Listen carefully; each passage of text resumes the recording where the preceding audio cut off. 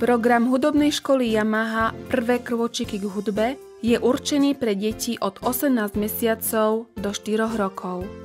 Skupiny sa snažíme zostavovať tak, aby vek detí zodpovedal zaradeniu do jednotlivých dielov leporiel. Pracovné leporelá obsahujú notový zápis všetkých piesní, texty básní a sú využívané pri výtvarných činnostiach.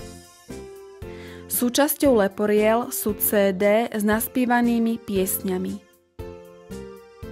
Program Prvé krôčiky k hudbe podporuje u detí rozvoj hudobných predpokladov.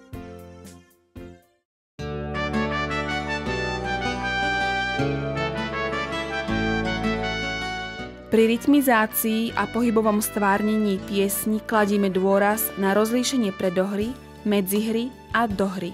Ľudové piesne podporujú u detí ich spevácké predpoklady.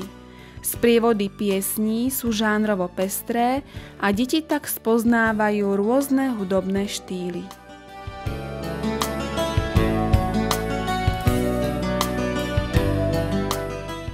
Pre každú tému máme určenú vhodnú posluchovú ukážku.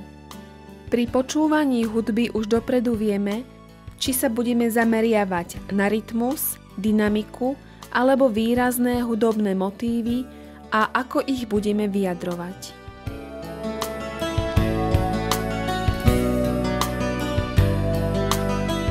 Pri básniach začíname rytmizáciou, pri ktorej deti vnímajú prirodzený rytmus reči. Nasleduje pohybové vyjadrenie, ktoré rozvíja koordináciu celého tela a pomáha deťom pochopiť význam textu.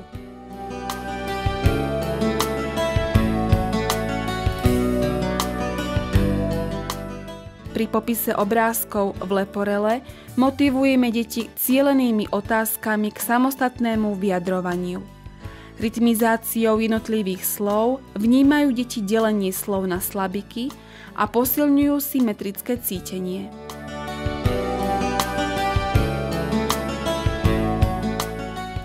V tomto programe sa stretávame s rôznymi reakciami detí na skupinovú výučbu a pracujeme so zvládaním emócií.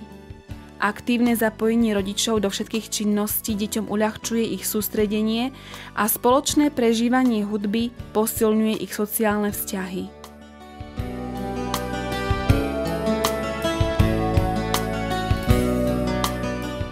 Po absolvovaní odboru Prvé krôčiky k hudbe prechádzajú deti do programu Rytmické krôčiky.